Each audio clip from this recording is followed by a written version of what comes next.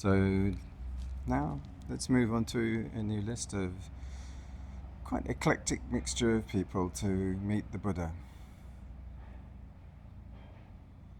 Perhaps we include poets, revolutionaries, engineers, geniuses, people including, people like Emily Dickinson, with her solitude and creativity and introspection. Che Guevara might be interesting. Revolutionary, idealism and sacrifice. Virginia Apgar, dedication, innovation and service. Oscar Wilde, wit, identity and the pursuit of beauty. Leonardo da Vinci, curiosity, invention and art. Malcolm X, transformation, justice and resilience. Jane Austen, social critique, wit and the exploration of relationships. Anna Frank, hope, resilience and the human spirit in adversity. Walt Disney, imagination, creativity and legacy. Emmeline Pankhurst, activism, determination and the fight for equality. Isaac Newton, discovery, intellect and the search for order. Maya Angelou, strength, poetry and the voice of justice. Emily Dickinson versus the Buddha, the recluse of words versus the teacher of liberation. Contrast in solitude. Emily Dickinson lived a life of reclusion, writing, "The soul selects her own society, then shuts the door." The Buddha, too, embraced solitude, but as a path to insight. Alone, the wise one dwells, watching the arising and passing of all things. While Dickinson's solitude nurtured creativity, the Buddha's solitude revealed freedom. Quirk and introspection. Dickinson's poetry explored themes of death, eternity, and the inner world with profound depth. The Buddha, while reflecting on similar themes, offered resolution. Death is inevitable, but clinging to life magnifies suffering. Understanding impermanence brings peace. Imagine Dickinson asking, "Does the soul not endure beyond death?" The Buddha might reply, "What you call the soul is but a momentary flame. Its fuel is craving."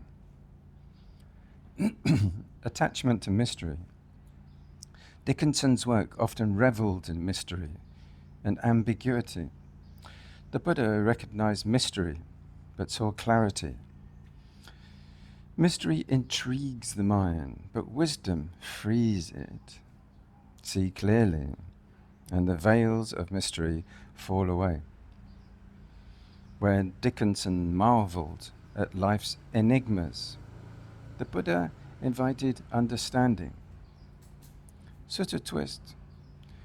The Buddha might share the Anatta-lakkhana Sutta, SN 2259, reveals the non-self nature of existence. What is impermanent is subject to change. It cannot be the self. Dickinson, intrigued, might ask, without a soul, what holds us together? The Buddha could answer, the illusion of clinging. When it ceases, only freedom remains.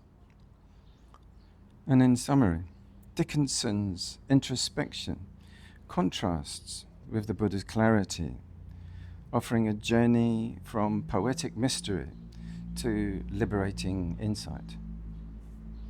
Che Guevara versus the Buddha, the revolutionary versus the teacher of inner revolution. Contrast in transformation. Che Guevara, a symbol of revolutionary change, said, the true revolutionary is guided by a great feeling of love. The Buddha too sought transformation, but through the mind. Change driven by love frees. Change driven by anger binds. Quirk idealism. Guevara's fiery idealism led him to dedicate his life to overthrowing oppression.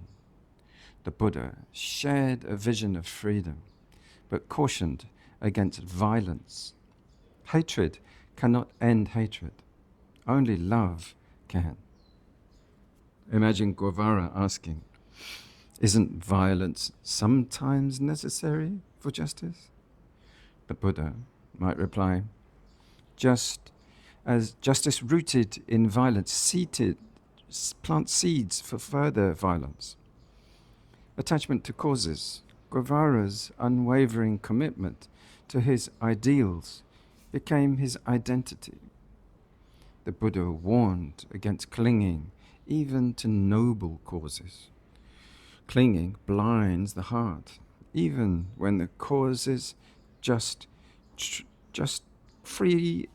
Freedom arises when the heart is free from all bonds.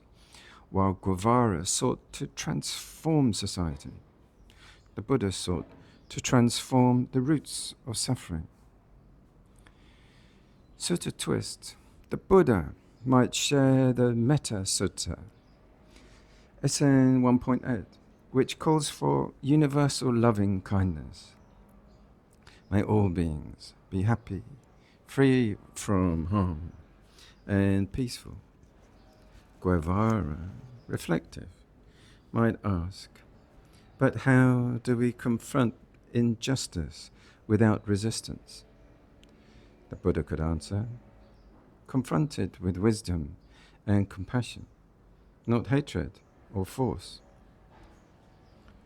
And then in summary, Guevara's external revolution contrasts with the Buddha's inner revolution, revealing a path to lasting peace. Virginia Apgar versus the Buddha, the pioneer of lives versus the teacher of liberation. Contrast in service. Virginia Apgar, creator of the Apgar score, transformed neonatal car, saying, nobody, but nobody is going to stop breathing on me. The Buddha, too, valued life, but extended his care to its deeper dimensions. Life is precious, yet bound to suffering. Care for it wisely, but seek freedom from its binds. Quirk and dedication. Apgar's passion for saving lives was matched by her relentless energy and innovation. The Buddha also worked tirelessly, but for liberation. The greatest gift is the ending of suffering. Imagine Apgar asking, isn't preserving life the ultimate goal? The Buddha might reply, preserve it, but know its nature. True peace lies beyond life and death, attachment to results. Apgar's life revolved around measurable outcomes, but the Buddha cautioned, the mind bound to results is never free. Act skillfully, but let go of outcomes. Where Apgar saved lives through science, the Buddha saved lives through wisdom. Sutta twist. The Buddha might share the Cula-Malunkyovada Sutta, Majjhima Nikaya 63, which emphasizes the importance of addressing suffering directly. Do not dwell on what lies beyond, but see clearly what lies here. Apgar, curious, might ask, what lies beyond life's breaths? The Buddha could answer, peace that neither breathes nor fades. In summary, Apgar's dedication to saving lives contrasts with the Buddha's path to transcendence, revealing two ways to nurture life. Oscar Wilde versus the Buddha. The wit of beauty versus the teacher of truths. Contrast in values. Oscar Wilde, the master of wit and social critique, wrote, "The truth is rarely simple." The Buddha, however, taught truth is pure and simple, and yet veiled by craving and ignorance. See through the veils, and it shines clearly. Quirk and flamboyance. Wilde's flamboyant style and wit often masked deeper struggles. The Buddha valued honesty, but guided beyond appearances. What is adorned fades. What is unadorned endures. Imagine Wilde asking, can truth and beauty not coexist? The Buddha might reply, beauty reflects truth when freed from clinging. Attachment to identity.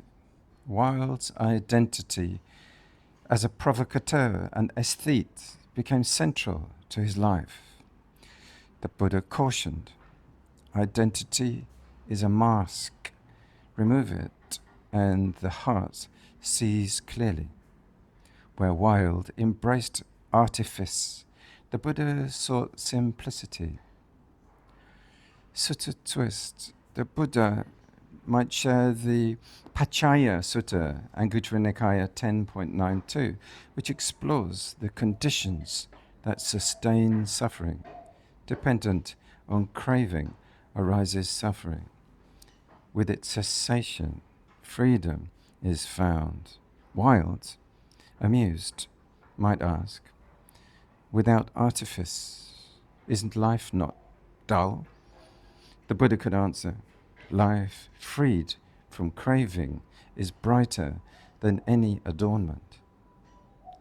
In summary, Wilde's celebration of wit and beauty contrasts with the Buddha's path of simplicity, revealing a way to balance expression. We're going to move on to Leonardo da Vinci, Malcolm X, and Jane Austen, and others as well. So, Leonardo da Vinci versus the Buddha.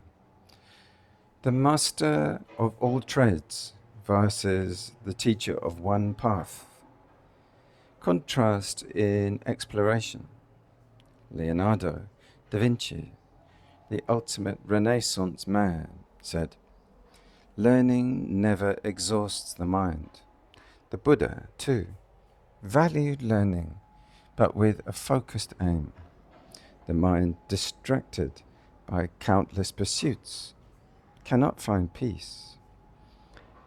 Directed inwards and wisdom arises, while Leonardo's curiosity spanned the external world. The Buddha's inquiry centered on the inner. Quirk and boundless curiosity. Da Vinci's notebooks overflowed with sketches, inventions, and ideas, reflecting his insatiable curiosity. The Buddha, too, was thorough in his search for truths, but warned, the mind chasing all things never rests. Rest it, and all will be revealed.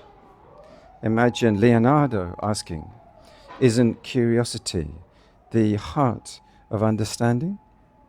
The Buddha might reply, curiosity lights the path, but stillness reveals the destination. Attachment to discovery. Da Vinci's life was devoted to uncovering the world's mysteries. The Buddha, however, cautioned discoveries of the external world are fleeting. The greatest discovery lies in knowing the nature of the mind. Where Da Vinci created masterpieces, the Buddha taught the path to master the mind. Sutta twist. The Buddha might share the Cakkavatti Sutta, Majjhima Nikaya 95, which emphasizes the value of direct experience over intellectual knowledge. Do not rest content with hearsay or reasoning. See the truth for yourself. Da Vinci, thoughtful, might ask, is there no limit to what we can know? The Buddha could answer, the limit lies in clinging to knowing. Let go, and the infinite becomes clear.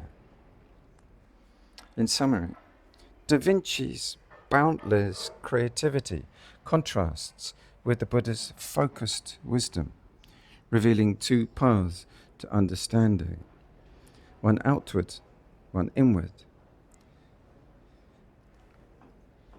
Malcolm X versus the Buddha, the voice of transformation versus the teacher of release. Contrast in transformations. Malcolm X declared, education is the passport to the future, for tomorrow belongs to those who prepare for it today. The Buddha, too, valued preparation, teaching the wise prepare by freeing the mind from craving and delusion. This is the passport to liberation. Quirk and resilience. Malcolm X's life was marked by dramatic transformations, from his troubled youth to his role as a civil rights leader. The Buddha, too, transformed, renouncing his life as an entitled prince to seek liberation. Transformation begins with seeing clearly, not with clinging to the past. Imagine Malcolm asking, how do we change without anger? The Buddha might reply, change rooted in wisdom is unshakable. Anger clouds the way. Attachment to struggle. Malcolm had his intention to dedicate to justice was admirable, but the Buddha warned, struggle without understanding perpetuates suffering. Act skillfully, but do not let the heart be consumed. While Malcolm sought to change the world, the Buddha sought to change the causes of suffering within. Sutta twist. The Buddha might share, for example, the Upanisa Sutta, SN 12.23, which describes the conditions leading to liberation. From suffering arises faith. From faith, joy. From joy, wisdom. Malcolm, intrigued, might ask, is suffering not necessary for change? The Buddha could answer, suffering is a teacher, but freedom lies beyond it. In summary, Malcolm, with his tense external conflicts compared to Buddha's, shows how transformation can rise from clarity and wisdom. Jane Austen, the observer of mannerisms versus the teacher of truths. Contrast and observation. Jane Austen, the keen observer of human behavior, wrote, "It is not what we say or think that defines us, but what we do." The Buddha agreed, but extended. Actions arise from the mind. Purify the mind, and actions will follow. While Austen examined societal norms, the Buddha examined the roots of action. Quirk and wit. Austen's sharp wit dissected relationships and social structures with grace. The Buddha, while compassionate, also pointed out the futility of clinging to conventions. Customs and norms arise and fade. Wisdom sees beyond them. Imagine Austen asking, "Isn't society the framework for virtue?" The Buddha might reply, "Society shapes, but wisdom liberates." Attachment to observation. Austen's novels often centered on the intricacies of relationships and morality. The Buddha, while recognizing these, cautioned, clinging to appearances binds one to cycles of attachment. See clearly, and freedom arises, where Austen illuminated the complexities of society. The Buddha illuminated the simplicity of truth. Sutta twist. The Buddha might share the Sigalovada Sutta, Digha Nikaya 31, which gives guidance on ethical relationships and duties. Respect, kindness, and wisdom sustain the bonds of society. Austen, thoughtful, might ask, but can we truly escape society's influence? The Buddha could answer, escape not society, but the clinging that clouds wisdom. In summary, Austen's exploration of societal norms contrasts with the Buddha's focus on inner truth, showing how wisdom transcends conventions. Anne Frank versus Buddha. The hope voices hope versus the teacher of resilience. Contrast in resilience. Anne Frank wrote that in spite of everything, I still believe that people are really good at heart. The Buddha, too, saw goodness as inherent but veiled by ignorance. A heart unclouded by delusion shines with compassion. Quirk and hope. Frank's diary revealed her enduring hope amongst unimaginable suffering. The Buddha, while recognizing suffering, offered a way beyond it. Hope lights the way, but wisdom leads to freedom. Imagine Frank asking, how do we hold on to hope in the face of despair? The Buddha might reply, hope sustains, but understanding liberates. Attachment to expectation. Frank's belief in goodness reflected her unyielding spirit, but the Buddha cautioned, expectation, even noble, binds the heart. Let go, and the heart is unshaken by what comes. While Frank found meaning in resilience, the Buddha sought freedom through understanding. The Sutta twist. The Buddha might share the Dhammapada, verse 223. Overcome anger by love, evil by good, overcome the miser with generosity, and the liar with truth. Frank, reflective, might ask, but how do we love those who cause harm? The Buddha could answer, by seeing their suffering and responding with compassion. In summary, Frank's enduring hope during the Nazi reign contrasts with the Buddha's wisdom, offering a journey from resilience to liberation.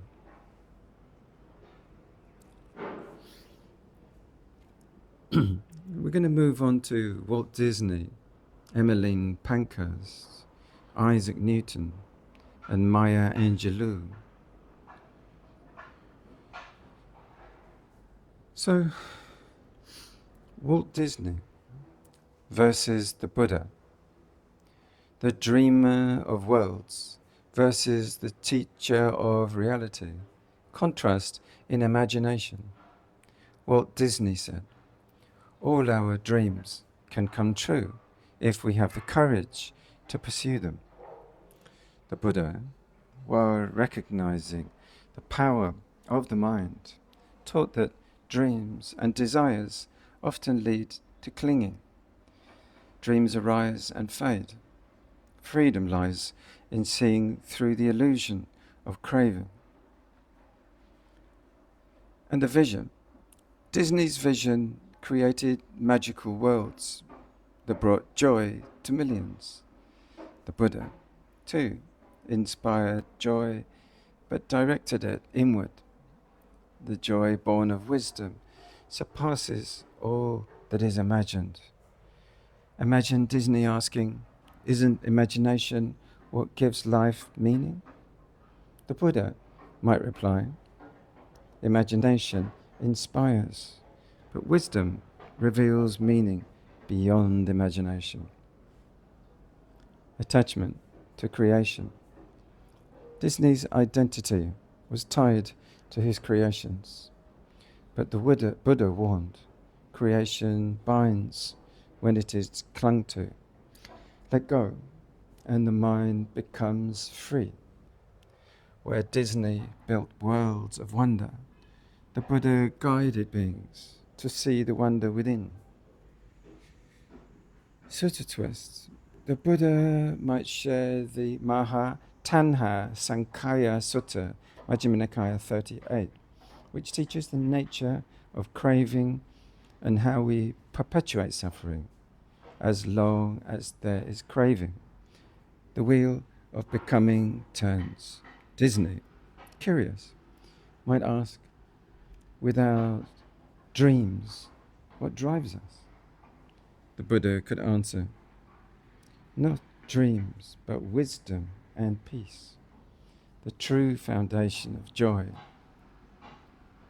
In summary, Disney's boundless imagination contrasts with the Buddha's insight into reality, showing how dreams can inspire, but freedom transcends them. Emily Pankhurst versus the Buddha, the voice of equality versus the teacher of balance. Contrast in activism. Emmeline Pankhurst, leader of the suffragette movement, declared, we are here, not because we are lawbreakers. We are here in our efforts to become law makers. The Buddha, too, challenged societal norms, but sought to transform hearts first. Justice arises not from force, but from compassion and wisdom. Quirk and determination. Pankhurst's unwavering dedication to women's rights changed the course of history. The Buddha, too, showed determination, but his path was inward. The wise persist not with anger, but with clarity of purpose. Imagine Pankhurst asking, how do we fight for equality without conflict? The Buddha might reply, fight with compassion, for the battle with hatred only feeds more hatred. Attachment to struggle. Pankhurst's life was defined by struggle for a noble cause. But the Buddha cautioned, struggle binds when the heart clings to victory. Let go of outcomes, and true strength arises. While Pankhurst sought to transform society, the Buddha sought to transform suffering at its root. With the suttas, the Buddha might share the Cakkavatti Sutta, Nikaya 26, which describes the ideal ruler who governs with fairness and compassion. True leadership arises from serving the welfare of all. Pankhurst, reflective, might ask, can compassion alone win battles? The Buddha could answer, compassion is the only weapon that builds rather than destroys. In summary, Pankhurst's fight for equality contrasts with the Buddha's balanced approach, offering a vision of justice rooted in wisdom. Isaac Newton versus the Buddha, the master of laws versus the teacher of liberation. Contrast in laws. Isaac Newton wrote, "To every action there is always an equal and opposite reaction." The Buddha, too, sought cause in effect, but applied it to the mind. Actions of body, speech, and mind create results. Understand this, and you will shape your freedom. The focus and its quirks. Newton's relentless focus on uncovering universal laws reshaped science. The Buddha, too, sought universal truths, but directed his inquiry inward. The greatest law governs the mind. Free it from craving, and also and then see everything will cease.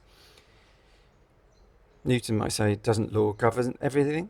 The Buddha says, laws govern the conditioned, but freedom lies in the unconditioned. Attachment to discovery. Newton saw identity revolve around his scientific breakthroughs, but the Buddha cautioned, discovery without wisdom binds one to the cycle of birth and death.